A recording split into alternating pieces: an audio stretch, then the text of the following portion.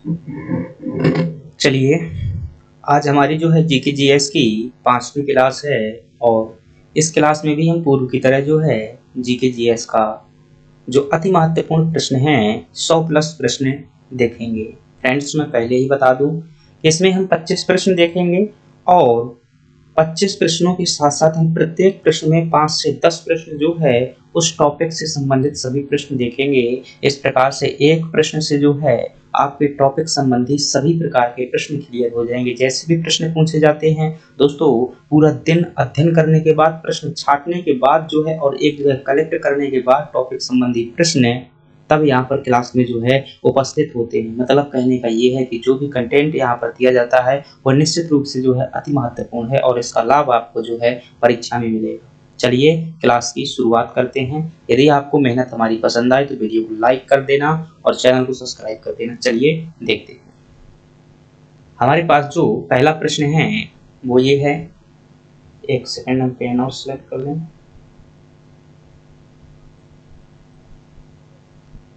चलिए, पहला प्रश्न है कि त्रिपिटक जो ग्रंथ हुआ करते थे, त्रिपिटक ग्रंथ है किस धर्म से संबंधित है, ये हमारे पास में पहला प्रश्न है। अगर त्रिपिटकों की बात करें, त्रिपिटक ग्रंथ जो है किस धर्म से संबंधित है, तो फ्रेंड्स है इसका आपका जो जवाब होगा वो होगा बौद्ध धर्म।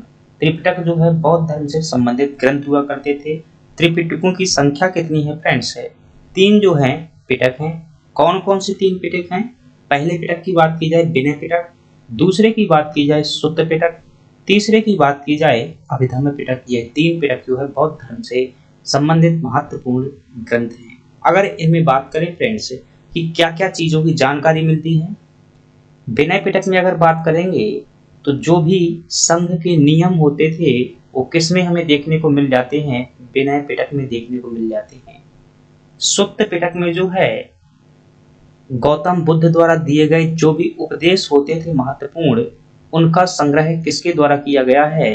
तो आप क्या कहेंगे कि मतलब किसमें किया गया है? सुत्त पिटक में किया गया। यदि आपसे पूछा जाता है कि जो अभिधम्म पिटक है इसमें किन बातों का संग्रह है, तो बौद्ध धर्म की जो आध्यात्मिक बातें हैं उनका संग्रह कहाँ पर किया गया है? आध्यात्मिक बातों का संग्रह अभिधम्म पिटक में है। आपसे शायद ऐसा प्रश्न पूछे कि विनय पिटक की रचना किसके द्वारा की गई थी, तो आपका जवाब होगा कि उपाली द्वारा जो है विनय पिटक की रचना की गई थी। उपाली जो है गौतम बुद्ध के अनंत और उपाली जो महत्वपूर्ण शिष्य हुआ करते थे उसी में से एक के द्वारा क्या की गई थी? विनय पिटक की रचना की गई थी। सुत्त पिटक की रचना किसके द्वारा की गई थी? इसका जवाब होगा कि आनंद द्वारा जो है, जो गौतम बुद्ध का एक और शिष्य हुआ करता था जिसका नाम था आनंद, उसके द्वारा क्या की गई थी? सुत्त पिटक की रचना की गई थी। और जो तीसरा पिटक है आपका जिसका नाम अभिधम्म पिटक, इसकी रचना जो है मोगली पुत्र तिस्स द्वारा की गई थी। किसके द्वारा की गई थी? मोगली पुत्र तिस्स के द्वारा जो है तीसरे पिटक की रचना की गई थी। ये मोगली पुत्र तिस्स वही है जो अशोक के समय पर तीसरी बौद्ध संगीति की अध्यक्षता की थी। किसकी? तीसरी बौद्ध संगीति। इस प्रकार से फ्रेंड्स हमने क्या देखा? एक मैन प्रश्न देखा और उससे संबंधित है 2 प्रश्न यहाँ, 2 प्रश्न यहाँ, 2 प्रश्न यहाँ, और त्रिपिटकों की संख्या 7 प्रश्न ये देखे हमने और एक प्रश्न वो 8 प्रश्न। इस प्रकार से हमने एक प्रश्न कवर किए। यही तरीका हमारा जो होगा फ्रेंड्स पूरी स्लाइडों में होगा, 25 प्रश्न में होगा और लगभग 50 मिनट में से पूरा करने का प्रयास करेंगे। चलिए, यदि आपने जो परिचय देख लिया हो, यदि आप चाहें तो जो है क्लास का लाभ ले सकते हैं। चलिए देखते हैं। अगला प्रश्न है हमारे पास कि बुद्ध की मृत्यु के बाद प्रथम बौद्ध संगीति की अध्यक्षता किसने की थी? फ्रेंड्स, इसमें जो है पूरी की पूरी बौद्ध संगीतियों की बात कर दूंगा। जो भी प्रश्न वहां से पूछे जाते हैं, एक तो पूछा जाता है किस स्थान पर हुई थी, दूसरा पूछा जाता है किस शासक के समय पर हुई थी, सॉरी अध्यक्षता किसने की थी, ये बातें पूछी जाती हैं। 4 बौद्ध संगीतियां हुई हैं। पूछ रहा है कि जब गौतम बुद्ध की मृत्यु हुई तो प्रथम बौद्ध संगीति जो हुई थी उसकी अध्यक्षता किसने की थी? तो प्रथम बौद्ध संगीति की अध्यक्षता जो है फ्रेंड्स वो महाकश्यप द्वारा की गई थी। किसके द्वारा? महाकश्यप द्वारा की गई थी। बौद्ध संगीतियों की बात करें, कुल कितनी बौद्ध संगीतियां हुई हैं? आपसे पूछे बौद्ध संगीतियां क्या होती थी? जो बौद्ध धर्म के अनुयायी होते थे वो सभी लोग मिलते थे और धर्म के बारे में विचार विमर्श करते थे। वही क्या होती थी? संगीति होती थी। राजा महाराजा जो होते थे उनके संरक्षण में इनका आयोजन किया जाता था।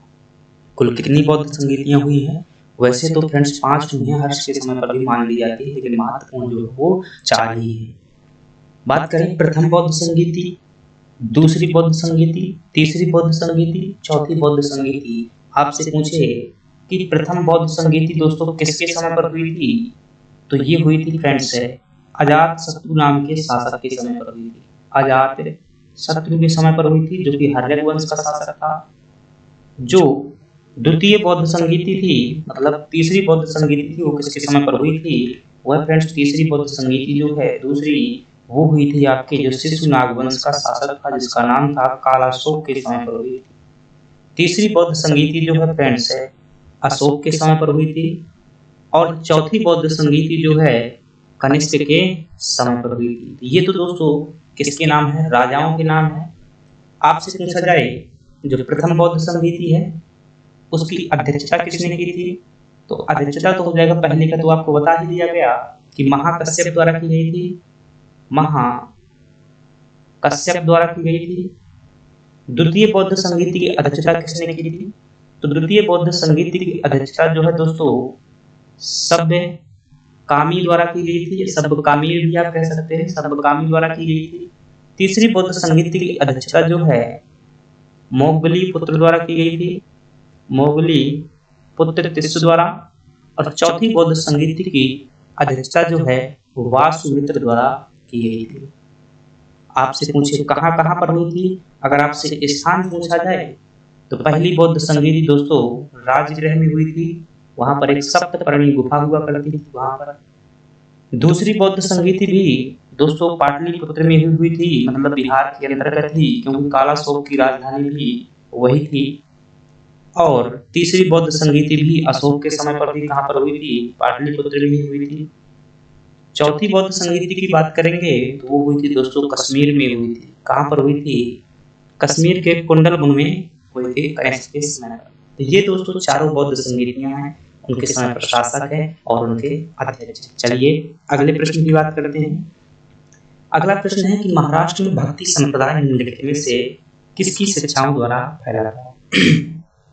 फ्रेंड्स बड़े ध्यानपूर्वक समझिएगा, मैं बता रहा हूँ कि पूरा का पूरा जो है ऐसा मान लीजिएगा भाई ये भारत है, एक छोटा सा ऐसे मतलब मानने के लिए बना रहा हूँ, ऑफिशियल मैप्स मत देखने लग जाना, ठीक है? ऐसा मानिएगा इस भारत है। तो भक्ति आंदोलन की शुरुआत दोस्तों यहाँ से होती है। कहाँ से? तमिलनाडु क्षेत्र से होती है। और यहाँ पर शुरुआत में अलवार और नैनार कहा जाता था। नैनार शैव के उपासक होते थे, अलवार विष्णु के उपासक होते थे। और यहाँ से जो है भक्ति ऊपर की ओर आगे बढ़ी, इस प्रकार से बढ़ी। फिर कोई कर्नाटक में इसका प्रचार किया, कोई यहाँ पर किया, फिर जो है कुछ संत जो उत्तर भारत की ओर बढ़े, मथुरा इसका केंद्र बना, बंगाल केंद्र बना, ऐसे कई क्षेत्र थे। तो वही पूछा गया कि महाराष्ट्र में किसके प्रभाव से दोस्तों ये हुआ था? तो फ्रेंड्स अगर महाराष्ट्र में बात करेंगे तो ये ज्ञानेश्वर के संत जो ज्ञानेश्वर हुआ करते थे, उनके द्वारा दोस्तों भक्ति संप्रदाय की महाराष्ट्र में स्थापना की गई थी। बात की जाए तो इसका सही जवाब क्या होगा आपका? संत ज्ञानेश्वर के द्वारा जो है महाराष्ट्र में भक्ति की शिक्षाओं को मतलब दी गई थी, इससे भक्ति धर्म क्या है, भक्ति आंदोलन फैला। फ्रेंड्स अगर बात की जाए आपसे कि संत तुकाराम कौन थे, तो आप क्या बताएंगे? यह भी महाराष्ट्र में एक संत थे, परंतु यह जो ज्ञानेश्वर के बाद में हुए, मूल रूप से जिसने वहां पर बीज बोया था भक्ति का, वो संत ज्ञानेश्वर थे। ये भी महाराष्ट्र के संत तुकाराम और वरकरी संप्रदाय से संबंधित थे। आपसे प्रश्न पूछे कि संत जो ज्ञानेश्वर हैं वो महाराष्ट्र में भक्ति आंदोलन के संस्थापक कौन माने जाते हैं? तो क्या कहते हैं? संत ज्ञानेश्वर। जो गुरु रामदास जी हैं, गुरु रामदास जी दोस्तों छत्रपति शिवाजी के क्या होते थे? आध्यात्मिक गुरु हुआ करते थे। आपसे पूछे कि चैतन्य महाप्रभु कौन थे? तो फ्रेंड्स मैंने बताया था कि दक्षिण से क्या हुई थी? भक्ति उत्तर की ओर आई थी। तो जो दक्षिण से भक्ति को उत्तर लाने वाले व्यक्ति कौन थे? चैतन्य महाप्रभु थे। और इन्होंने दोस्तों बंगाल में भक्ति का बहुत ज्यादा प्रचार प्रसार किया, और इन्हें भक्ति आंदोलन का बंगाल में क्या कहा जाता है? जनक कहा जाता है। आज जो है भगवान के कीर्तन किए जाते हैं ढोलक के साथ में, मंजीरा के साथ में। कभी गांव में अगर गए हो, देखा हो, गांव से हैं तो आपको पता हो कीर्तन क्या होती है। कीर्तन प्रणाली का विस्तार चैतन्य महाप्रभु द्वारा किया गया था, जो कि बंगाल के थे। बहुत महत्वपूर्ण प्रश्न है दोस्तों, ये जो है आपसे पूछ लिया गया है। एक बार दास बोध जी जो है, रामदास जो है, पुस्तक का नाम क्या है? तो आप क्या बताते हैं? नहीं, अगर पुस्तक इनसे पूछे, इनकी पुस्तक का नाम है दास बोध है। ये दोस्तों महाराष्ट्र में उतना ही इसका महत्व है जितना कि हमारे यहाँ पर जो है मध्य प्रदेश उत्तर प्रदेश में जो है तुलसीदास श्री रामचरितमानस का माना जाता है। आपसे पूछे नैनार कौन हुआ करते थे, तो नैनार में आप बताएंगे कि शिव के जो उपासक हुआ करते थे उन्हें क्या कहा जाता था, नैनार कहा जाता था, जो भक्ति की शुरुआती हुए थे। और जो भक्ति की दोस्तों मैंने पढ़ाया हुआ है ये चीज की भक्ति के 3 मार्ग होते हैं। कौन कौन से? एक ज्ञान मार्ग, एक भक्ति मार्ग और एक क्या होता है, कर्म मार्ग होता है। तो भक्ति द्वारा जो ईश्वर को प्राप्त करने का एक तरीका है, और वो तरीका जो है दोस्तों भक्ति मार्ग में इन्होंने संगीत के माध्यम से भक्ति की थी और गाना गा करके जो नैनार संत हुआ करते थे, ऐसे अलवार हुआ करते थे। प्रश्न पूछा जाता है नैनार किसके उपासक हुआ करते थे, तो सिंपल सा बताना है, शिव के उपासक होते थे। इनकी संख्या को लेकर अभी प्रश्न आया हुआ था भाई एमपीएससी 2023 का पेपर उठा कर देखिएगा कि नैनार संत की संख्या कितनी, तो आपके बताएंगे 63 है। इसी प्रकार से आपसे पूछे कि अलवार किसके उपासक हुआ करते थे, तो आप क्या बताएंगे कि जो अलवार हुआ विष्णु के उपासक हुआ करते थे और इनकी संख्या कितनी थी, 12। यहाँ से आप क्या लिखना, 12 ऐसे मिला लेना, ठीक। तो इस प्रकार से फ्रेंड्स हमारा ये प्रश्न पूरा हो। चलिए अगला प्रश्न देखते हैं, और अगला प्रश्न आपसे शायद पूछा जाए कि किस गवर्नर जनरल के कार्यकाल के दौरान जो है भारतीय राष्ट्रीय कांग्रेस की स्थापना हुई थी। फ्रेंड्स कांग्रेस की बात करें, वही कांग्रेस जिसने जो है भारत में राष्ट्रीय आंदोलन का बीज बोया और जो है एक मंच प्रदान किया जिसका परिणाम जो है 1947 में आजादी के रूप में दिखा। तो कांग्रेस की स्थापना फ्रेंड्स कब हुई थी, 1885 में हुई थी। अगर हमें यह पता चल जाए कि किस गवर्नर जनरल का कार्यकाल क्या रहा है, तो हम आसानी से बता सकते हैं कि किसके समय पर इसकी स्थापना हुई थी। तो दोस्तों कांग्रेस की स्थापना पहली बार ध्यान रखना कि 1885 में हुई थी, और किसके द्वारा की गई थी, ए.ओ. ह्यूम द्वारा की गई थी। ए.ओ. ह्यूम दोस्तों एक रिटायर्ड आईएएस अधिकारी होते थे अंग्रेज, और इनका पूरा नाम होता है एलन ऑक्टेवियन ह्यूम। इन्हें शिमला का संत भी कहा जाता है। भारत में पक्षी विज्ञान जो है दोस्तों काफी इन्हें पक्षियों से बहुत लगाव था, तो मूल रूप से पक्षी विज्ञान का मतलब वैज्ञानिक माना जाता है। लॉर्ड रिपन की बात करें फ्रेंड्स, तो यह जो है 1880 से लेकर के 1884 में कार्य किया है इन्होंने। लेकिन कांग्रेस की स्थापना कब हुई, 1885 में हुई है। ये ऑप्शन तो नहीं सही हो, गलत होगा। विलियम बेंटिक का कार्यकाल दोस्तों 1828 से 1835 के मध्य रहा है। कांग्रेस की स्थापना 1885 में, ये भी गलत है। डफरिन का कार्यकाल 1884 से 88 तक रहा है, दोस्तों यही ऑप्शन आपका क्या हो जाएगा, सही हो जाएगा, क्योंकि 85 इसी के मध्य में आता है। और कर्जन का कार्यकाल जो है 1899 से लेकर के 1905 के मध्य तक रहा है। तो आपका सही जवाब क्या हो जाएगा दोस्तों, डफरिन जो है इसका सही जवाब हो जाएगा। आपसे पूछा जाए कि प्रथम फैक्ट्री अधिनियम किसके समय पर आया था, मोस्ट इंपोर्टेंट प्रश्न है फ्रेंड्स, पिछली क्लासों में करवाया। देखो सभी के सभी प्रश्न एक परीक्षा में आए हुए हैं, अति महत्वपूर्ण प्रश्न में इनके आसपास की फैक्ट तम से करवा रहा हूं जो परीक्षा में बार-बार पूछे जा रहे हैं। किसी भी परीक्षा में हो तो आपकी परीक्षा के लिए इंपॉर्टेंट है, क्योंकि जो प्रश्न आता है वही सभी में आता है। तो पूछे आपसे प्रथम फैक्ट्री अधिनियम किसके समय पर आया था, तो आप क्या बताएंगे, लॉर्ड रिपन के समय पर आया था। और कब आया था फ्रेंड्स, 1881 में आया हुआ था। आपसे बात करें विलियम बेंटिक के समय पर दोस्तों सबसे महत्वपूर्ण बात सती प्रथा पर प्रतिबंध लगाने के लिए जो कानून लाया गया तो किसके समय पर, विलियम बेंटिक के समय पर राजा राम मोहन राय के प्रयासों से 1829 में अधिनियम लाया गया था। तो क्या लाया गया था, सती प्रथा निषेध अधिनियम 1829 की धारा 17 के तहत क्या कर दी गई थी, सती प्रथा बैन कर दी गई थी। लॉर्ड डफरिन के समय पर क्या होता है दोस्तों, कांग्रेस की स्थापना होती है।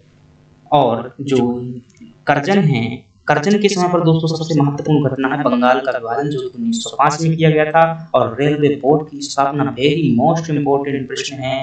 क्यों, क्योंकि आपसे पूछा जाएगा कि रेलवे बोर्ड की स्थापना कब हुई थी। 90% लोग लगा देंगे डफरिन के समय, ओ डलहौजी के समय पर। लेकिन डलहौजी के समय पर पहली रेल चली थी दोस्तों, लेकिन रेलवे बोर्ड जो होता है वो क्या करता है, रेल प्रशासन का कंट्रोल करता है, उसका गठन 1905 में किया गया था।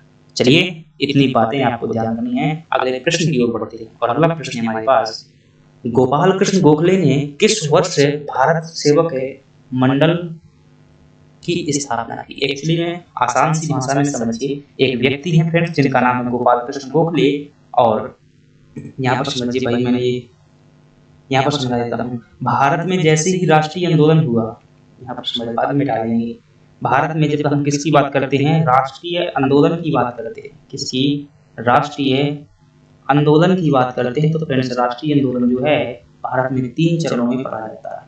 कितने चरणों में, 3 चरणों में पढ़ा जाता है। एक जो शुरुआती हुए हैं दोस्तों, नरम दल के नेता हुए हैं, एक जो हुए हैं गरम दल के नेता हुए हैं, और फिर जो आ जाता है युग गांधी युग आ जाता है।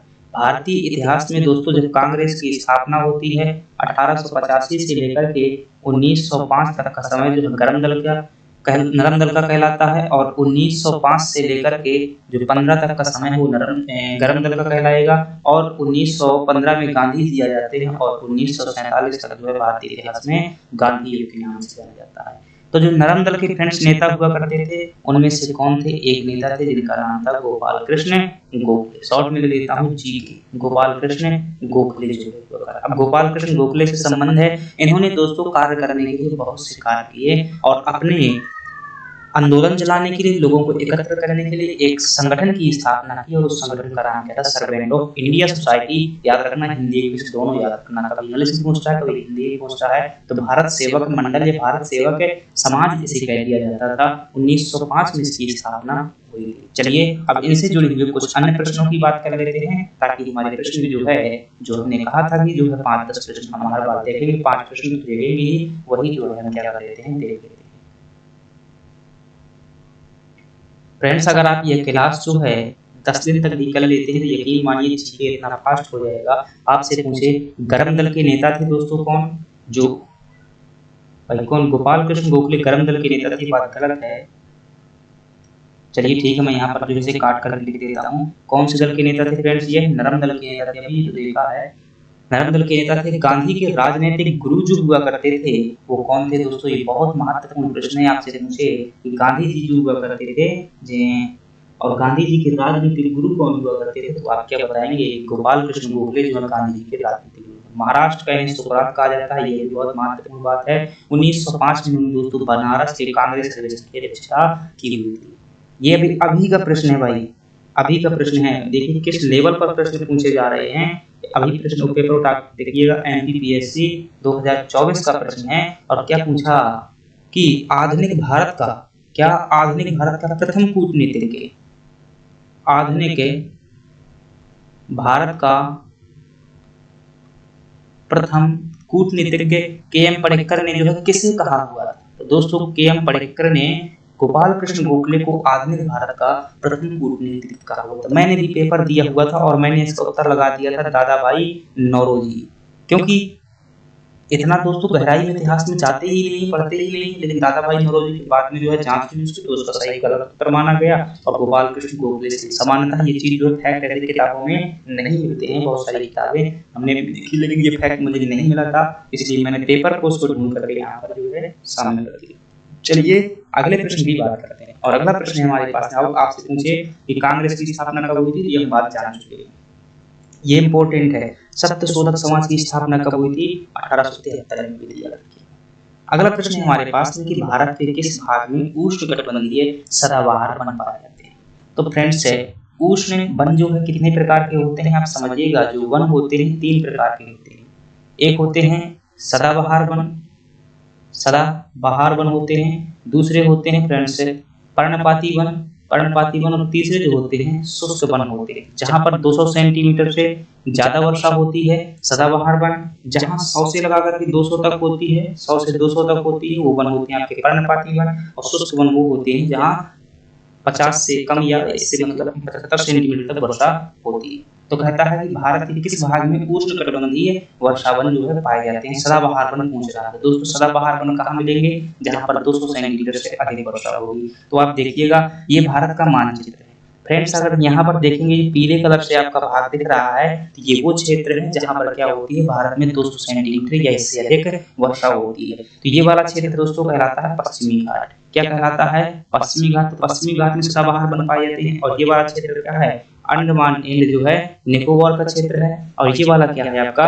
पूर्वी भारत है। तो यहाँ पर क्या देखने को मिलते हैं? सदाबहार वन देखने को मिल जाते हैं। शेष जगह में दोस्तों अधिकांश हिस्सों में अगर बात करूं, यहाँ से लेकर के इस प्रकार से ये क्षेत्र, ये इतने क्षेत्र में कौन से वन मिलते हैं दोस्तों देखने को? यहाँ पर जो है हमें उष्ण पर्णपाती वन देखने को मिल जाते हैं। तो ऐसा प्रश्न आए कि भारत में सर्वाधिक वन कौन से पाए जाते हैं? तो पर्णपाती वन पाए जाते हैं। और यहाँ पर जो है जहाँ पीला भाग है वहाँ पर सदाबहार। प्रश्न पूछता है कहाँ पर नहीं पाए जाते हैं सदाबहार वन? दोस्तों पूर्वी घाट में। पूर्वी घाट तो भाई ये वाला हिस्सा है, ये वाला हिस्सा पूर्वी घाट वाला, यहाँ पर कम वर्षा होती है, तो यहाँ पर नहीं पाए जाते, ये सही हो जाएगा। अंडमान और निकोबार में देखेंगे मिलते हैं भाई, उत्तर पूर्वी क्षेत्र में तो यहाँ पर मिलते हैं, पश्चिमी घाट यहाँ पर मिलते हैं। तो आपका सही जवाब क्या होगा? पूर्वी घाट। आपसे पूछे कि भारत में अधिकांश वन कहाँ पर पाए जाते हैं, मतलब कौन से पाए जाते हैं, तो आप क्या बताएंगे? उष्णकटिबंधीय। आपसे पूछे कि भारत में सर्वाधिक वन कहाँ पर पाए जाते हैं, वन क्षेत्र, तो आप क्या बताएंगे? मध्य प्रदेश में सर्वाधिक वन क्षेत्र पाया जाता है। लेकिन अगर आपसे प्रतिशत में पूछ ले कि सर्वाधिक प्रतिशत कहाँ पर पाया जाता है, तो आप क्या जवाब देंगे? मिजोरम में जो सर्वाधिक परसेंटेज है। चलिए अगला प्रश्न देखते हैं। हमारे पास अगला प्रश्न है कि भारत के सर्वाधिक क्षेत्र पर किस प्रकार की मिट्टी पाई जाती है? तो फ्रेंड्स, अगर देखेंगे कि सर्वाधिक क्षेत्र पर कौन सी मिट्टी पाई जाती है, तो भारत में दोस्तों जलोढ़ मृदा पाई जाती है। और जलोढ़ मृदा क्या होती है? जलोढ़ मृदा की दोस्तों बात करें, दूसरी पहले ये प्रश्न देख लीजिएगा कि काली मिट्टी जो है, ये जो है दोस्तों दूसरी सर्वाधिक भारत में पाई जाने वाली मृदा है। कौन सी है? दूसरी भारत में सर्वाधिक पाई जाने वाली मृदा है। और काली मृदा को क्या कहते हैं दोस्तों? रेगुर मृदा भी कहा जाता है महाराष्ट्र में। और जो लेटराइट मृदा है भारत में कहाँ पर देखने को मिलती है, वो आपको मालाबार क्षेत्र में देखने को मिल जाती है। और बात करें आपको जो काली मृदा है दोस्तों, इसका निर्माण कैसे हुआ है? ज्वालामुखी लावा से हुआ है। ज्वालामुखी लावा निकलता है और ठंडा हो जाता है तो काली मृदा बनती है। आपसे पूछे काली मृदा को क्या कहते हैं? कपासी मृदा भी कहा जाता है। क्यों? क्योंकि यहाँ पर कपास की कृषि ज्यादा होती है। अगर आप पूछे जो दोस्तों जलोढ़ मृदा है, क्या है यह? जलोढ़ मृदा है, कैसे बनती है? तो दोस्तों जो नदियों द्वारा बहाकर लाई गई मृदा होती है, वो क्या कहलाती है? जलोढ़ मृदा कहलाती है। तो भारत के जो गंगा यमुना का मैदान है दोस्तों काफी उपजाऊ होती है और चावल की कृषि के लिए जानी जाती है। अगला प्रश्न देखते हैं, बोला है उपजाऊ जलोढ़ प्रश्न आ गया कि उपजाऊ जलोढ़ मृदा का उत्पादन करने के लिए सबसे उपयुक्त है, मतलब जो जलोढ़ मृदा होती है किसके उत्पादन के लिए जानी जाती है? फ्रेंड्स, अगर बात करें कपास के उत्पादन के लिए मूल रूप से आपको काली मृदा जानी जाती है। किसके लिए काली मृदा जानी जाती है? मक्का के लिए जो है लाल मृदा और लेटराइट सी हो जाती है।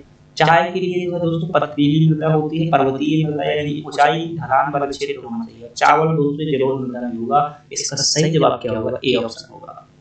अगर आपसे पूछा जाए कि जलोढ़ मृदा क्या होती है, तो पिछली क्लास में हमने बात की, पिछली स्लाइड में, कि जो नदियों द्वारा बहाकर मिट्टी लाई जाती है उससे जो मृदा निर्मित होती है उसको क्या कहते हैं? जलोढ़ मृदा कहते हैं।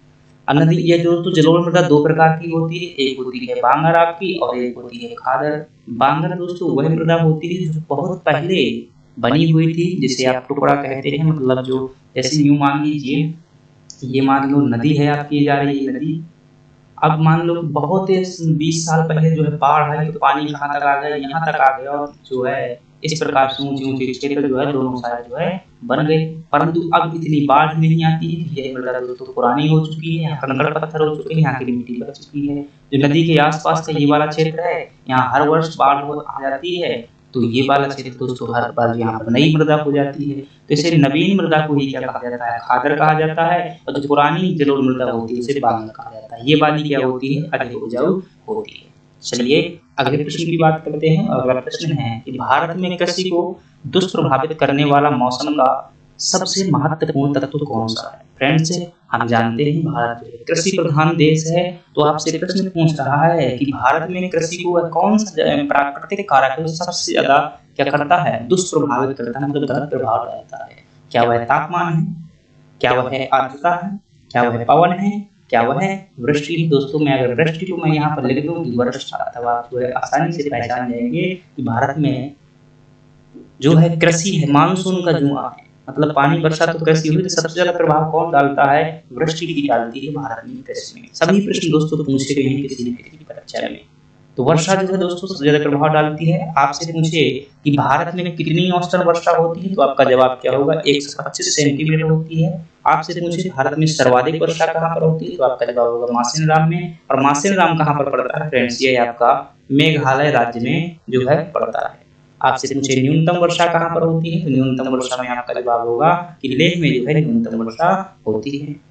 चलिए अगले प्रश्न की बात करते हैं। अगला प्रश्न है कि सर्वाधिक रबड़ की खेती होती है कहाँ पर होती है? तो फ्रेंड्स रबड़ बात करें, जैसे मतलब ये रबड़ एक प्रकार का वो रबड़ नहीं है, ये प्राकृतिक रबड़ है।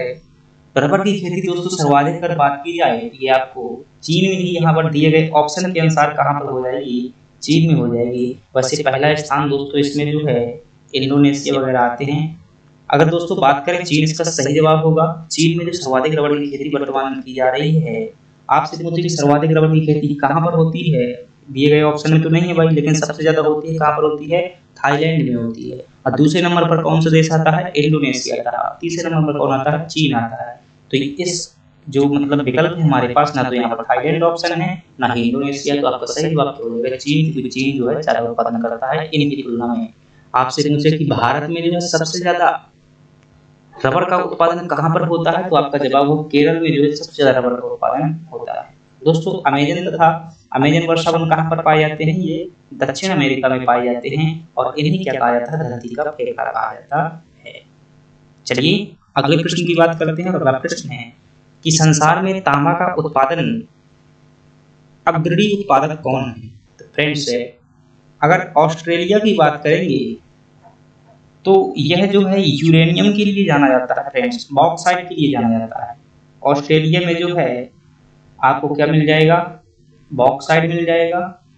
चीन जो है दोस्तों सोना, कोयला, ऐसी चीजों के लिए जो है चीन जाना जाता है।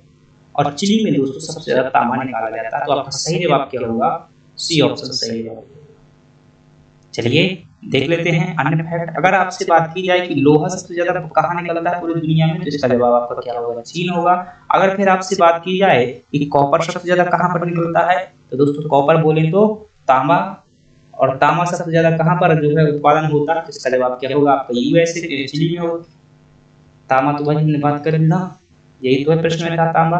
तो तांबा कहाँ हो जाएगा, चिली में। लेकिन चिली को आप ध्यान रखिएगा, चिली दोस्तों नाइट्रेट उत्पादन के लिए जाना जाता है। नाइट्रेट का भी यहाँ पर उत्पादन होता है। नाइट्रेट के लिए जो है चिली के मरुस्थल में एक खान पाई जाती है, इसका नाम है चुकीक माता खान। आपसे पूछे चुकीक माता खान किसके उत्पादन के लिए जानी जाती है, नाइट्रेट के उत्पादन के लिए, जो कि चिली के मरुस्थल में स्थित है। अगला प्रश्न आपसे पूछे कि मैग्नीज के उत्पादन में दोस्तों कौन आगे है, तो दक्षिण अफ्रीका दोस्तों मैग्नीज के उत्पादन में प्रथम स्थान पर है। आपसे पूछे बॉक्साइट के उत्पादन में, तो हमने बात कर ली है ऑस्ट्रेलिया। आपसे पूछे सोना के उत्पादन में, तो आपका जवाब क्या हो जाएगा, चीन हो जाएगा। और आपसे चांदी के उत्पादन में दोस्तों मैक्सिको हो जाएगा। मैक्सिको जो अमेरिका के नीचे स्थित है। तो चीन दोस्तों लोहा में भी है, सोना में भी है। और अगर आपसे पूछे कोयला के उत्पादन में भी कौन हो जाएगा, चीन हो जाएगा। और हीरा के उत्पादन में प्रथम स्थान किसका है, रूस का है। एल्यूमिनियम के उत्पादन में भी कौन है, आपका चीन है। इस प्रकार से आपको क्या कर लेना है, ये रट लेने हैं, बिल्कुल आपसे पूछा जाता है। और आपसे पूछे यूरेनियम के उत्पादन में कौन सा है, तो उत्पादन में कौन है, कजाकिस्तान, याद रखिएगा। अगला प्रश्न है हमारे पास में कि अगला भारतीय संविधान में राज्य के नीति निर्देशक तत्व ग्रहण किए गए, कहां से ग्रहण किए गए हैं, तो इसका दोस्तों सही जवाब है भारतीय संविधान में जो है आयरलैंड से ग्रहण किए गए। आपसे पूछा जाए कि भारतीय संविधान में नीति निर्देशक तत्व किस भाग में दिए गए हैं, तो आप क्या बताएंगे, संविधान के चौथे भाग में दिए गए हैं। किन अनुच्छेदों में दिए गए हैं, तो आपका जवाब होगा अनुच्छेद 36 से लगाकर के 51 के मध्य दिए गए हैं। आपसे प्रश्न पूछे दोस्तों पंचायतों का उल्लेख जो है कहां पर है मूल रूप से भारतीय संविधान में, तो अनुच्छेद 40 में है। आपसे पूछे समान नागरिक संहिता का प्रावधान संविधान के किस अनुच्छेद में है, तो आपका जवाब होगा अनुच्छेद 44 में। आपसे पूछे कि जो भारत शासन अधिनियम 1935 हुआ करता था, अंग्रेजों द्वारा लाया गया था, उसमें जो है डीपीएसपी यानी कि नीति निर्देशक तो किन नामों से जाना गया था, तो वहां पर दोस्तों निर्देशों के उपकरण के रूप में यह उल्लेखित थे। आपसे पूछे कि पर्यावरण संबंधी प्रावधान जो है किन अनुच्छेदों में है, दोस्तों नीति निर्देशक तत्वों के अंतर्गत अनुच्छेद 48A है, इसमें जो है पर्यावरण संबंधी प्रावधान है। फ्रेंड्स ये आपके क्या थे, डीपीएसपी से संबंधित प्रश्न है।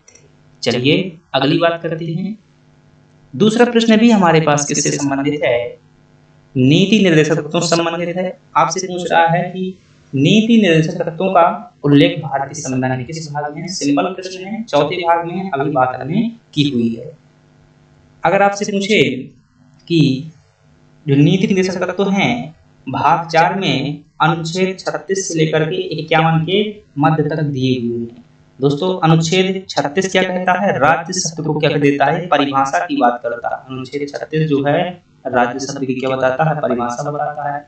अनुच्छेद 37 जो है प्रकृति बताता है, मतलब कि इन्हें कैसे लागू किया जा सकता है, क्या इनका हनन किया जा सकता है, नहीं। तो मतलब प्रकृति क्या है कि गैर न्याय योग्य है। कैसी है, गैर न्याय योग्य, मतलब कि जिस प्रकार से मौलिक अधिकारों के हनन होने पर हम सुप्रीम कोर्ट जा सकते हैं, इनको सरकार यदि लागू नहीं करती तो सुप्रीम कोर्ट नहीं जा सकते। अनुच्छेद 38 दोस्तों कहता है कि इसमें न्याय की बात की है। कीवर्ड आप याद रखेंगे, न्याय। और कितने प्रकार के न्याय हैं? ऐसा लिखा हुआ है कि राज्य जो है अपने लोगों को, जनता को सामाजिक, आर्थिक, राजनीतिक न्याय उपलब्ध कराएगा। अनुच्छेद 39 में फ्रेंड्स 6 बातें उल्लेखित हैं। और क्या कहा गया है कि राज्य जब भी कानून बनाएगा तो इन 6 बातों का क्या करेगा? ध्यान रखेगा। 6 बातें कौन कौन सी है? कल्याण का ध्यान रखेगा, समान अवसर का ध्यान रखेगा, गरीबी का ध्यान रखेगा और रोजगार का ध्यान रखेगा, प्रसूति सहायता उपलब्ध कराएगा। ऐसी 6 बातें उल्लेखित हैं जो कि क्या करती हैं दोस्तों? भारत को एक कल्याणकारी राज्य के रूप में स्थापित करती हैं। ये 6 बातें यहाँ से देखने से पता चल जाता है कि भारत के जो भाग 4 है वो कल्याणकारी राज्य की स्थापना करता है। अनुच्छेद जो 40 है किससे संबंधित है? वही बात पंचायतों से। 41 दोस्तों क्या कहता है कि राज्य जो है अपनी क्षमता के अनुसार जनता को काम, शिक्षा और सहायता उपलब्ध कराएगा। अनुच्छेद 42 कहता है कि ये उपलब्ध करा दिया तो कार्य की न्याय संगत दशा भी उपलब्ध कराएगा। ऐसा नहीं किसी व्यक्ति को कहाँ पर लगा दिया जाए, ऐसी जगह पर लगा दिया जाए जहाँ पर पानी ही नहीं है, जहाँ पर छांव ही नहीं है, जहाँ पर दोस्तों हवा ही नहीं है, शुद्ध है। मतलब ऐसा तो नहीं कि भाई नाली के अंदर जो है काम करने के लिए कह दिया जाए। तो यही है कि कार्य की न्याय संगत दशा उपलब्ध कराएगा। ठीक, कि जैसे एक व्यक्ति द्वारा कार्य करने योग्य होगा, जैसे किसी कहेगा कि भाई तुम्हें पहाड़ खोदना है, तो क्या एक व्यक्ति खोद पाएगा? नहीं खोद पाएगा, तो कार्य की न्याय संगत दशा नहीं होगी। अनुच्छेद 43 कहता है कि जीवन निर्वाह योग्य वेतन देगा। मतलब वेतन ऐसा नहीं कि भाई 5 रुपया में काम करवाएगा, जीवन निर्वाह योग्य वेतन देगा। 43 कहता है। 44 कहता है समान नागरिक संहिता का जिक्र करता है। और समान नागरिक संहिता दोस्तों भारत में किस राज्य में लागू है? गोवा में लागू। चलिए अगले प्रश्न की बात करते हैं। अगला प्रश्न हमारे पास, अगर आपसे पूछे अनुच्छेद 39 एक किससे संबंधित है, तो आप क्या बताएंगे कि यह जो है निःशुल्क न्याय और कानूनी सहायता की बात करता है। और दोस्तों यही उपलब्ध कराने के लिए हमने क्या की थी? नालसा, सालसा, डालसा की जो है स्थापना की हुई थी। चलिए अगले प्रश्न की बात करते हैं। अगला प्रश्न है निम्नलिखित में से कौन सी एक समिति ने नागरिकों में मूल कर्तव्य को 1976 में सम्मिलित करने की अनुशंसा की थी? एसएससी 2013 का प्रश्न है फ्रेंड्स। बलवंत राय मेहता समिति तो आप जानते हैं किससे संबंधित है दोस्तों? ये पंचायती राज से संबंधित है और इसके द्वारा जो है त्रिस्तरीय पंचायती राज की व्यवस्था की गई। अशोक मेहता समिति भी दोस्तों पंचायती राज से संबंधित है और इसने द्विस्तरीय पंचायती राज की व्यवस्था की। आपका सही जवाब क्या होगा? स्वर्ण सिंह समिति। और स्वर्ण सिंह समिति के माध्यम से दोस्तों पूरा का पूरा 42वां संविधान संशोधन किया गया था। और 42वें संविधान संशोधन के द्वारा ही दोस्तों मूल कर्तव्य जोड़े गए थे। तो कई लोग कह देते हैं कि मूल कर्तव्यों के लिए बस समिति गठित की गई थी, ये बात गलत है। पूरा का पूरा 42वां संविधान संशोधन किया गया था। तो 42वें संविधान संशोधन में ही मूल कर्तव्य जोड़े गए थे, इसलिए सही जवाब हो जाएगा आपका डी ऑप्शन। सरदार स्वर्ण सिंह समिति दोस्तों गठित की गई थी और इसने क्या, इसकी सुझाव पर ही 42वां संविधान संशोधन किया गया। और 42वें संविधान संशोधन द्वारा भाग 4 का जोड़ा गया, जिसमें 51 का जोड़ा गया। और इसमें दोस्तों 10 मौलिक कर्तव्य जोड़े गए थे। याद रखिए कितने मौलिक कर्तव्य? 10 मौलिक कर्तव्य 42वें संविधान संशोधन द्वारा जोड़े गए थे। वर्तमान में कितने हैं? 13 मौलिक कर्तव्य हैं। तो 13वां कब जोड़ा गया था? याद रखिएगा 13वां मौलिक कर्तव्य जो है 86वें संविधान संशोधन के माध्यम से 2002 में जोड़ा गया था। और वो क्या था कि सभी माता पिता अपने बच्चों को जो है प्राथमिक शिक्षा कम से कम उपलब्ध कराएंगे। तो ये फ्रेंड्स हमारा 14वां प्रश्न है। अगला प्रश्न देखते हैं। अगला प्रश्न है भारत के संविधान के अनुसार भारतीय नागरिकों के मूल कर्तव्य निम्नलिखित में से क्या है? तो दोस्तों मूल कर्तव्यों के बारे में डिटेल जानकारी हमने बात कर ली है। अगर आपसे पूछा जाए कि कौन सी समिति है, तो आप क्या जवाब देंगे? स्वर्ण सिंह जो है समिति है, पिछली क्लास में देखी। आपसे पूछे किस भाग में है, तो दोस्तों भारतीय संविधान का जो भाग 4 का है किस अनुच्छेद में है, तो अनुच्छेद 51 का में है। इनकी वर्तमान में संख्या कितनी है? 11 है दोस्तों। 42वें संविधान संशोधन द्वारा जोड़े गए थे और प्लस 1 जो है 86वें संविधान संशोधन द्वारा जोड़ा गया था। इतनी ही बातें आपसे पूछी जाएंगी। पूछ रहा है कौन सा कर्तव्य निम्नलिखित में से कौन सा कर्तव्य क्या है? कौन सा कर्तव्य है हमारा? राष्ट्रगान, ध्वज आदि का सम्मान करना भाई यहाँ है। वैज्ञानिक प्रवृत्ति के विकास करना ये भी है। राष्ट्रीय एवं सांस्कृतिक विरासत का संरक्षण एवं प्रदर्शन करना ये भी है। उपरोक्त सभी क्या हो जाएगा इसका सही जवाब। चलिए बात करते हैं अगले प्रश्न की। और अगला प्रश्न हमारे पास में कि चुंबकीय क्षेत्र का मात्रक क्या होता है? दोस्तों फिजिक्स जो है यहाँ पर जो प्रश्न लिए गए हैं ना, पूरे के पूरे हर विषय से एक दो दो प्रश्न दोस्तों संबंधित है, 7-8 विषय से जितना भी जीके में होता है। तो ये क्लास जो है अपने आप में पूरा पैकेज है। यदि आप कर रहे हैं तो यकीन मानिएगा इसका परिणाम निश्चित रूप से आपको परीक्षा में देखने को मिलेगा। चुंबकीय क्षेत्र का मात्रक फ्रेंड्स, अगर हम बात करें, ये मान लीजिए चुंबक है, और चुंबक का जहां तक प्रभाव होता है उसके चारों ओर के क्षेत्र को क्या कहा जाता है? चुंबकीय क्षेत्र कहा जाता है। और इसका जो मात्रक होता है दोस्तों वो होता है आपका वेबर होता है। तो थोड़ा समझिएगा ध्यान से, 2-3 मात्रक हैं जो चुंबक वाले टॉपिक से इंपॉर्टेंट है। आपसे पूछे चुंबकीय फ्लक्स का मात्रक क्या होता है दोस्तों, तो चाहे चुंबकीय क्षेत्र कहिए फ्लक्स करें, बात है कि भाई मात्रक जैसे दूरी का मात्रक होता है मीटर, विस्थापन का भी मात्रक होता है मीटर, ऐसे चाल का मात्रक मीटर प्रति सेकंड होता है, तो वेग का भी वही होता है, तो इनकी क्या है सेम मात्रक है। तो चुंबकीय फ्लक्स का मतलब होता है, जैसे मान लीजिए भाई साहब यहाँ पर क्या रखी है, ये चुम्बक रखी हुई है, क्या रखी हुई है, ये चुम्बक रखी हुई है, ये है एन और ये है एस, नॉर्थ साउथ है। इस प्रकार से चुम्बक से क्या निकलती है दोस्तों, विद्युत बल रेखाएं निकलती हैं, इस प्रकार से ये निकलती है, एन से जो है एस की ओर जाती है। कैसे जाती है? एन से एस की ओर जाती है। तो एक दोस्तों निश्चित बिंदु से जो है गुजरने वाली विद्युत बल रेखाओं की संख्या क्या कहलाती है? चुंबकीय फ्लक्स कहलाती है। मैं विद्युत शब्द का यहाँ पर प्रयोग किया है। एक निश्चित क्षेत्र से जो गुजरने वाली क्या चुंबकीय बल रेखाओं की संख्या क्या कहलाती है? चुंबकीय फ्लक्स कहलाती है। तो चूंकि क्षेत्र शब्द लग गया तो यहाँ पर जो है वेबर इसका क्या हो जाएगा? मात्रक हो जाएगा। यही चुंबकीय क्षेत्र का भी मात्रक होता है। आपसे पूछे कि विद्युत चुंबकीय फ्लक्स जो होता है, चुंबकीय फ्लक्स, इसका सीजीएस मात्रक क्या है, तो आप क्या बताएंगे? मैक्स वेबर इसका सीजीएस मात्रक है। आपसे पूछे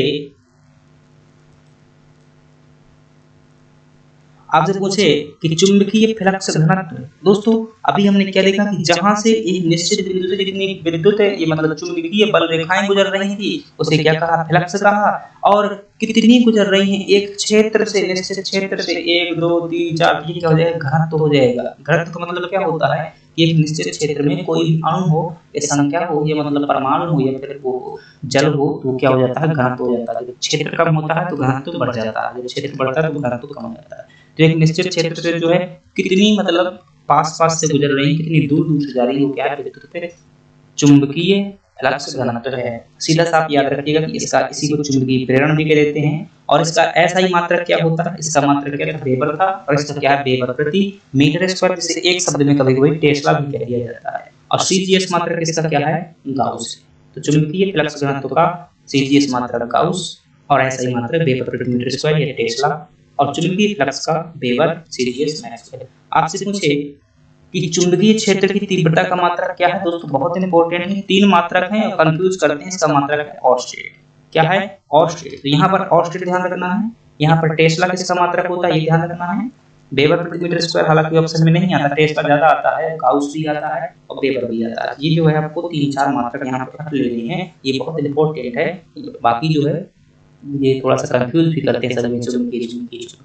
चलिए अगला प्रश्न देखते हैं। और अगला प्रश्न हमारे पास कि प्राकृतिक गैस मुख्यतः रहता है। प्राकृतिक गैस जो होती है उसमें मुख्य रूप से क्या पाया जाता है? तो आपका सही जवाब क्या होगा कि प्राकृतिक गैस में दोस्तों मुख्य रूप से जो मीथेन होता है। चाहे वो दोस्तों बायोगैस पूछे, चाहे एलपीजी पूछे, उन सभी का मुख्य घटक क्या होता है? मीथेन होता है। आपसे दोस्तों प्रश्न मीथेन के स्रोत को लेकर के पूछता है कि मीथेन के स्रोत कौन कौन से होते हैं, मतलब कहाँ कहाँ से मीथेन गैस निकलती है। चलिए उसकी बात कर लेते हैं। इससे पहले आपसे पूछे कि ब्यूटेन जो है, जो आपका गैस का लाइटर होता है, उसमें कौन सी गैस पाई जाती है, तो आपका जवाब क्या होगा? इसका जवाब होगा कि लाइटर में जो है ब्यूटेन गैस पाई जाती है। और मीथेन के जो स्रोत होते हैं वो कहाँ कहाँ से मीथेन गैस निकलती है, तो पहला स्रोत होता है दोस्तों धान के खेत में मीथेन गैस निकलती है। बहुत इंपॉर्टेंट है, कई बार पूछा गया। कोयला खान में दोस्तों कौन सी गैस निकलती है? एक्चुअली में समझिएगा थोड़ा सा तो आप कभी नहीं भूल पाएंगे। जैसे भाई यहाँ पर क्या है, कोई मक्खी है, मछली है, बहुत पुरानी मछली है, मगरमच्छ है, मेढक है, सड़े गले पेड़ पत्तियों के अवशेष है, फल है, फूल है। अब ये दब गए, क्या है, बहुत सालों तक दबे, ऊपर से मिट्टी लग गई, अब ये सड़ गए। तो सड़े गले पदार्थों से ही कौन सी गैस निकलती है? मीथेन निकलती है। जहां भी सड़े गले पदार्थ हों वहां पर मीथेन निकलेगी। तो धान के खेत में जो कि पानी भरा रहता है तो वहां पर कीड़े मकोड़े होते हैं, तो धान के खेत से निकलती है। कोयला खान दोस्तों बहुत पुरानी जो है, कोयला बन जाता है, वहां पर भी होता है, यहाँ पर क्या निकलती है? Methane gas.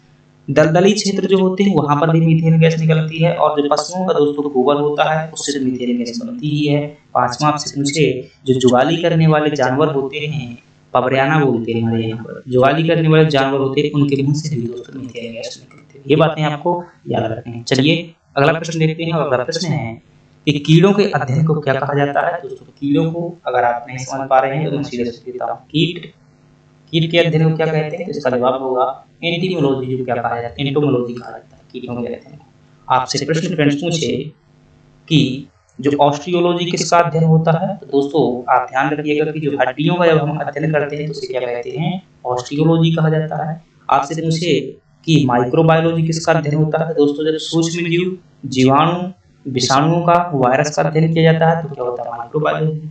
आपसे पूछे माइकोलॉजी तो आपको क्या ध्यान रखना है कि जो कवक का अध्ययन होता है उसे क्या कहते हैं, माइकोलॉजी कहते हैं। आपसे पूछे फाइकोलॉजी तो आपको ध्यान रखना है कि शैवाल का अध्ययन होता है वो क्या कहलाता है, फाइकोलॉजी कहलाता है। आपसे पूछे पोमोलॉजी, दोस्तों जो फलों का अध्ययन होता है उसे क्या कहते हैं, पोमोलॉजी। आपसे पूछे पीडोलॉजी, दोस्तों मृदा का अध्ययन क्या कहलाता है, पीडोलॉजी कहलाता है। एक और इम्पोर्टेंट है, आपसे पूछे हिस्टोलॉजी, क्या पूछे, हिस्टोलॉजी। दोस्तों जो ऊतक होते हैं हमारे शरीर के, ऊतकों का अध्ययन क्या कहलाता है, हिस्टोलॉजी कहलाता है। चलिए अगला प्रश्न देखते हैं। अगला प्रश्न है एडवर्ड जेनर निम्नलिखित में से किस रोग से जुड़े हुए हैं। वास्तव में दोस्तों एडवर्ड जेनर एक जीव विज्ञान से जुड़े हुए हैं और उन्होंने एक जो है चेचक का टीके का आविष्कार किया था। ये शायद पहला टीका था। तो इससे चेचक के टीके का जो है आविष्कार किया हुआ था। कुछ महत्वपूर्ण वैक्सीन है उन्हें आप याद कर लीजिएगा।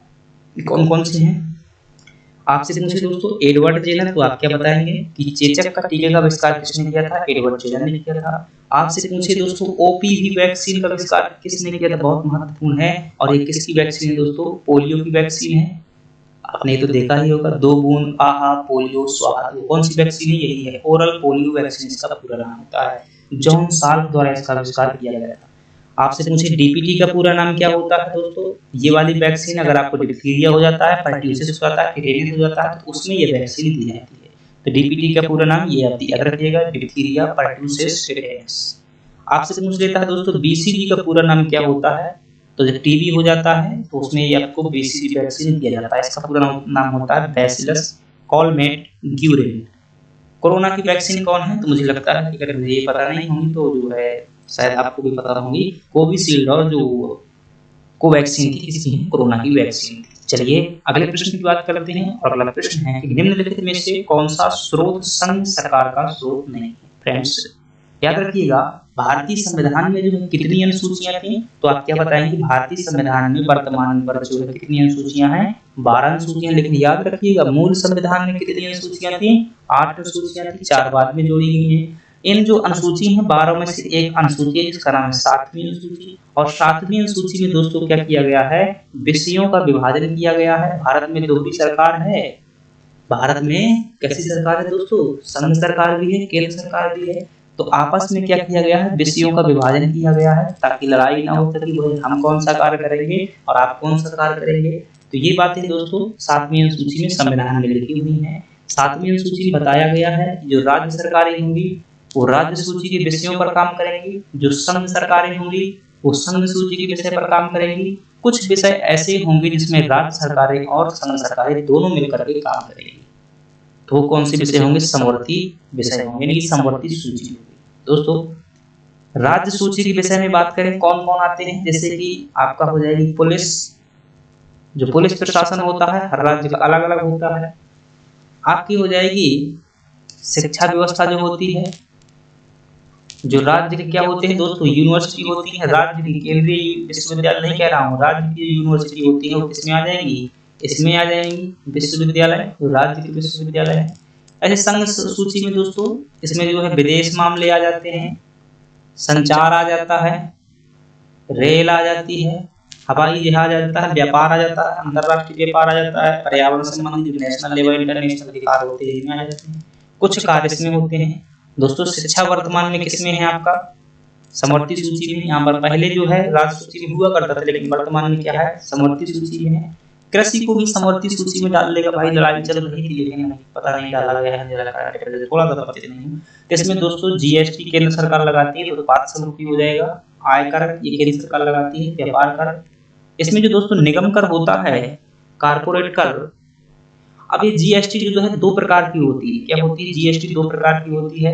एक SGST होती है, एक क्या होती है दोस्तों CGST होती है, मतलब जो सेंट्रल गवर्नमेंट द्वारा लगाई जाती है।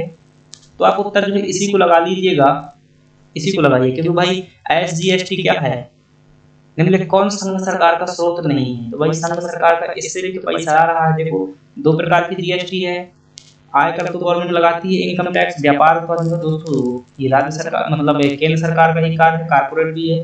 तो थोड़ा सा आप जो है इन दो ऑप्शन को जो है आप क्या करेंगे, चेक करेंगे। अगर इस आधार पर माना जाएगा तो ये वाला माना जाएगा तो हो जाएगा भाई, लेकिन ये वाला जो क्या कह रहा है संघ सरकार में जा रहा है, राज्य सरकार में जा रहा है, थोड़ा सा प्रश्न को चेक करिएगा। अगले प्रश्न की बात करते हैं। अगला प्रश्न है कि DOS का पूरा नाम क्या होता है। दोस्तों ये DOS शब्द जो है कंप्यूटर से संबंधित है, कंप्यूटर का प्रश्न है, और इसका पूरा नाम होता है डिस्क ऑपरेटिंग सिस्टम।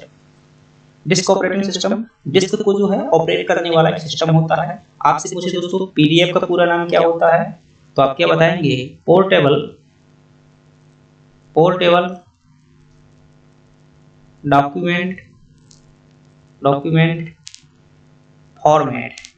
ये क्या होता है, PDF का पूरा नाम होता है। आपसे पूछे ISP का पूरा नाम क्या होता है, दोस्तों इंटरनेट सर्विस प्रोवाइडर जो है ISP का पूरा नाम है। जो आपकी जियो है, एयरटेल है, आइडिया है, सब क्या है ISP है। आपसे पूछे HTML का पूरा नाम क्या होता है, तो आप क्या बताएंगे, हाइपर टेक्स्ट मार्कअप लैंग्वेज जो इसका पूरा नाम होता है, हाइपर टेक्स्ट मार्कअप लैंग्वेज पूरा नाम होता है। HTTP का तो हाइपर टेक्स्ट ट्रांसफर प्रोटोकॉल होता है। क्या होता है, हाइपर टेक्स्ट ट्रांसफर प्रोटोकॉल जो है इसका पूरा नाम होता है। जब आप वेबसाइट सर्च करते हैं तो ये आपको प्रोटोकॉल को आपको जो है ट्रांसफर कर देता है। URL का पूरा नाम क्या होता है, यूनिफॉर्म रिसोर्स लोकेटर। जो आप चीजें मतलब सर्च करते हैं वेबसाइट में डालकर, तो आपके क्या होता है, URL होता है, और पूरी वेबसाइट में जो है आपका मिल जाता है, सर्च बॉक्स में डाल देते तो यूनिफॉर्म मतलब समान प्रकार का साधन मिल जाता है, तो उसे क्या कर देगा, ये लोकेट कर देगा, locator uniform resource locator. World wide web इसका क्या होता है, पूरा नाम होता है, वर्ल्ड वाइड वेब पूरा नाम होता है। ये आपको पूरा नाम ध्यान रखना। चलिए अगला प्रश्न देखते हैं। अगला प्रश्न है ब्राबोर्न स्टेडियम कहाँ है। तो SSC 2015 में आया हुआ प्रश्न है भाई, ये आपका कहाँ पर है, मुंबई में जो है हमें ब्राबोर्न स्टेडियम मिल जाएगा। कलकत्ता में जो है आपको क्या मिल जाएगा भाई, पता होगा आपको, ग्रीन पार्क।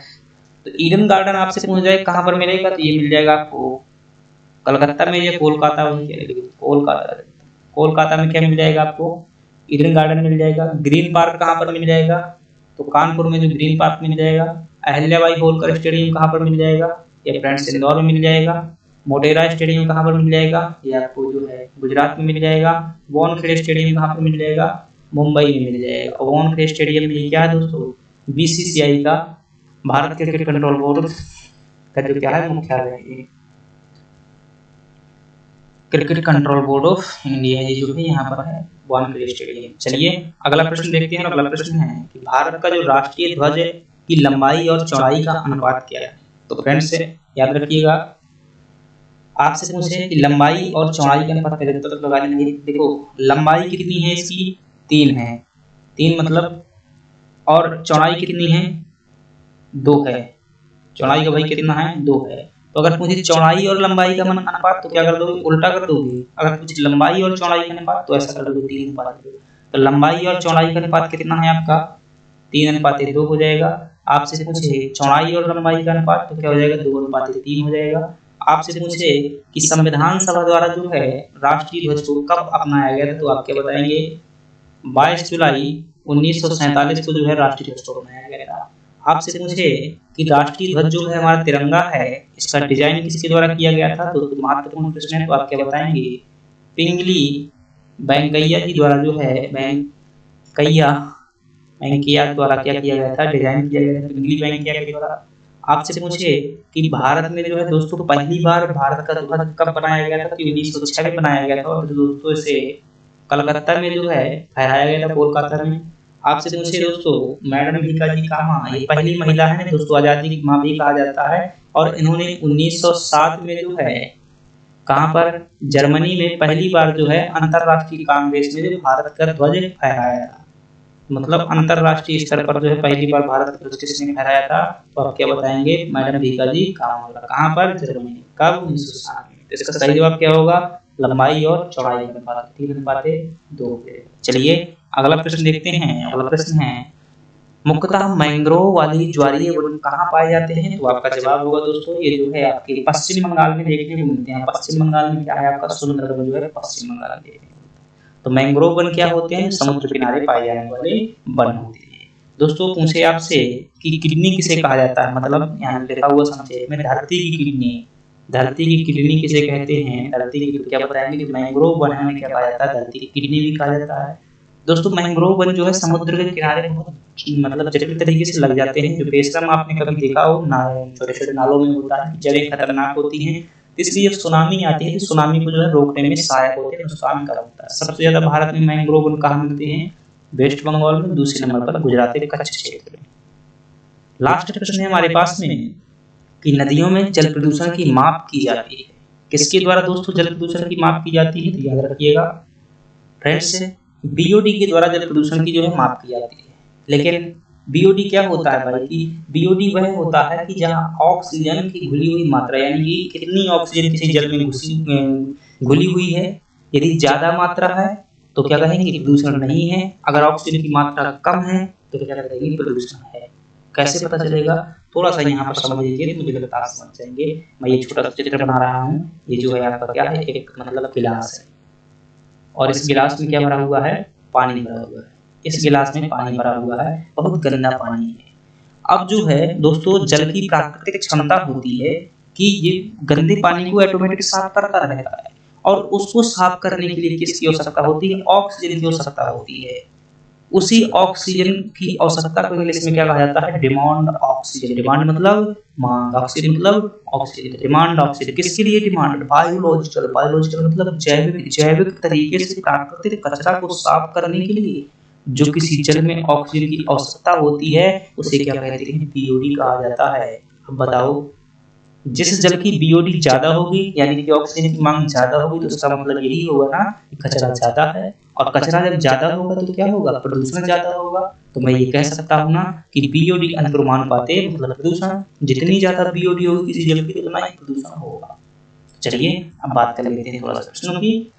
तो ऑक्सीजन की घुली मात्रा से पता करते हैं। आपसे पूछे बीओडी का पूरा नाम क्या होता है, तो आप क्या बताएंगे, biological, biological oxygen, oxygen demand जो क्या होता है, इसका पूरा नाम होता है, मतलब जैविक रूप से ऑक्सीजन की मांग, किस लिए, गंदे जल को साफ करने के लिए। बीओडी अनुक्रमानुपाती जल प्रदूषण, मतलब कि बीओडी जितनी अधिक होगी वहां का उसका मतलब ये है कि जल प्रदूषण उतना ही ज्यादा है। जहां की ऑक्सीजन मांग कम होगी यानी कि बीओडी कम होगी, प्रदूषण कम होगा। सीओडी दोस्तों क्या होता है, ये होता है आपका केमिकल ऑक्सीजन डिमांड। क्या होता है, केमिकल ऑक्सीजन, ऑक्सीजन डिमांड होता है, मतलब रासायनिक रूप से कचरा साफ करने के लिए जो ऑक्सीजन की आवश्यकता होती है। ई कोलाई जीवाणु याद रखिएगा, ये क्या होता है दोस्तों, गंदे जल में पाया जाता है ई कोलाई नाम का बैक्टीरिया। मतलब क्या है कि जहां पर जिस जल में ई कोलाई नाम का बैक्टीरिया होगा, तो ये आप जान जाइएगा कि वहां पर जल प्रदूषण, यानी कि जब उच्च लेवल का प्रश्न बनेगा तो आपसे पूछेगा कि जिस प्रकार से वायु प्रदूषण का संकेतक लाइकेन होता है, उसी प्रकार जल प्रदूषण का संकेतक क्या है, तो आप क्या बताएंगे, ई कोलाई जीवाणु। आपसे पूछे कि अगर जल में दोस्तों, गंदे जल में क्या है, पारा की मात्रा है, तो कौन सा रोग होगा, जो जल में जो होता है पारा होता है, तो दोस्तों मिनी माता नाम का रोग हो जाता है। और जब जल में क्या होता है, नाइट्रेट होता है, तो कौन सा रोग हो जाता है, ब्लू बेबी सिंड्रोम हो जाता है। इसमें बच्चा जो है नीला पड़ जाता है, ब्लू बेबी सिंड्रोम नाम का रोग होता है। आपसे पूछे जल प्रदूषण नियंत्रण निवारण अधिनियम कब लाया गया था, दोस्तों एनडीपीएससी 2024 का प्रश्न है। 2024 में अभी आया था, 2-3 महीने पहले। तो इसमें जो है ये 1974 में लाया था। तो इस प्रकार से फ्रेंड्स ने क्या देखा, 25 प्रश्न देखा, उसमें साथ साथ में अन्य चीजें देखी। दोस्तों सभी विषयों के प्रश्न लिए हुए हैं, इतिहास, भूगोल, राजनीति, विश्व भूगोल, भारत भूगोल सब लिए जाते हैं, कंप्यूटर भी, पर्यावरण भी। तो यदि आपको ये प्रयास हमारा अच्छा लगा है, 100 से 150 प्रश्न करते हैं, ज्यादा भी हो सकते हैं, पता नहीं। चलिए धन्यवाद, अगर अच्छा लगा हो तो लाइक सब्सक्राइब कर दें।